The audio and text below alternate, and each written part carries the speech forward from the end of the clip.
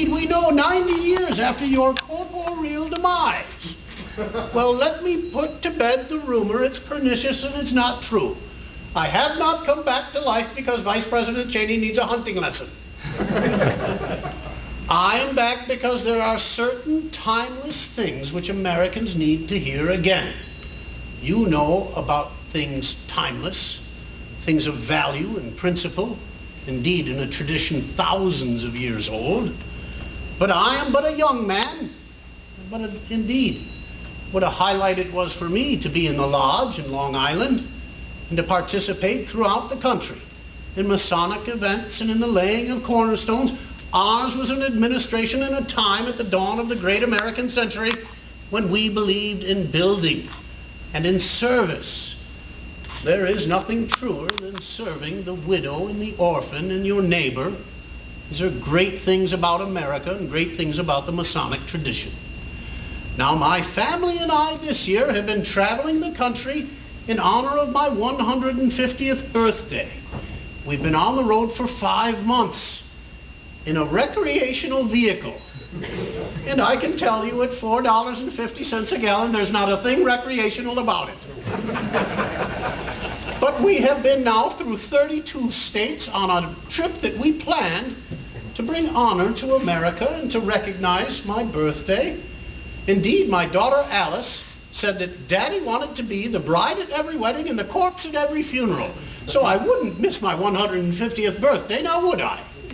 But as I've traveled the country to celebrate things like the founding of the United States Forest Service, the building of the Panama Canal, the sending around the world of the Great White Fleet on a mission of peace, the great progressive and square deal agenda that I had, I remember and resonate with an America that believes that we can and do have a responsibility to pass along our heritage in better condition than we found it. That we have a responsibility to the generations that are to come. And there is no organization finer than the Masons, who serve and live that very example by what you do in your communities in the broadest sense of the word.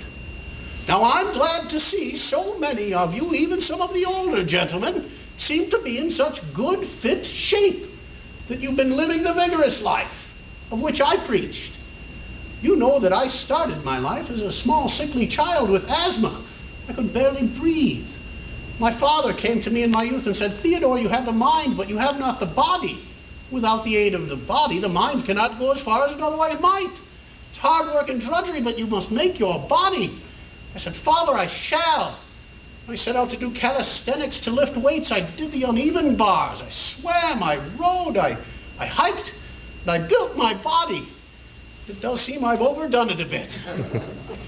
But at 5'8" and 220 pounds, I was but a mere feather of a man compared to my successor, William Howard Taft, who at times tipped the scales at over 350 pounds.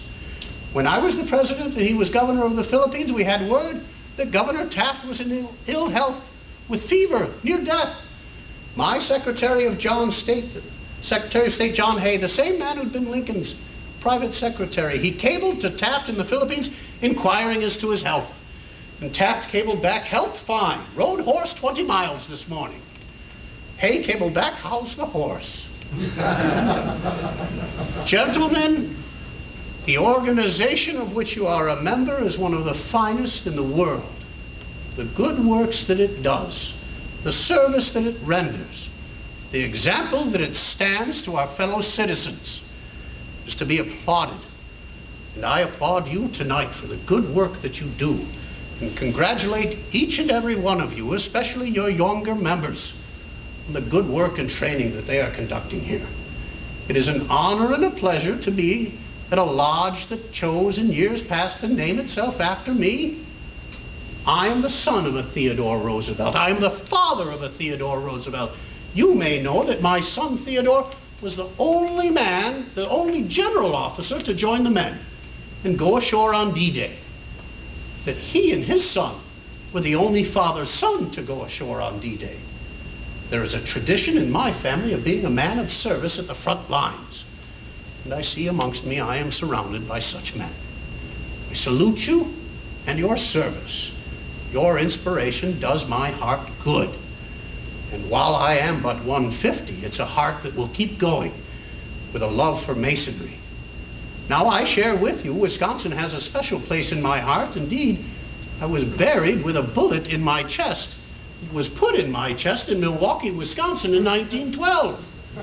As I ran for the Progressive Party for president, when I was in Milwaukee, a man shot me in the chest. And at first, I made sure that he wasn't done vigilante justice, that the man was properly brought to account and arrested. But then, being an old hunter, I spit into my hand, and checking and seeing that there was no blood in my spittle, I knew that my lungs were not punctured. I refused medical attention. I said, there's a crowd of 2,000 waiting for me and for my speech, and I shall go and speak to them. I went and made my speech. I said, you must bear with me. I apologize. You may not understand. I've just been shot. But it takes more than a bull moose. It takes more than a bullet to kill a bull moose. I spoke for 90 minutes. And right now, Brother Tom is wondering if a handgun will be necessary to get me to stop speaking now. But I assure you, I leave you with these words that I shared with the French at the Sorbonne, and which today are stenciled on the side of the USS Theodore Roosevelt, the great big stick in our naval fleet. The good work that you do, especially as officers here, you may be criticized. But it is not the critic who counts. Not the man who points out how the strong man stumbles or where the doer of deeds might have done better. The credit belongs to the man who is actually in the arena, whose face is marred by dust and sweat and blood, who strives valiantly, who errs and comes up short again and again, because there is no effort without error or shortcoming, but who knows the great devotions, the great enthusiasms, who spends himself in a worthy cause, and who in the end, at the best, knows the triumph of high achievement, and who at the worst, if he fails, at least he fails while daring greatly, that his name shall never be with those cold and timid souls who know neither victory nor defeat. Gentlemen of the Theodore Roosevelt 322 Masonic Lodge, I salute you and wish you Godspeed in your every endeavor. Thank you.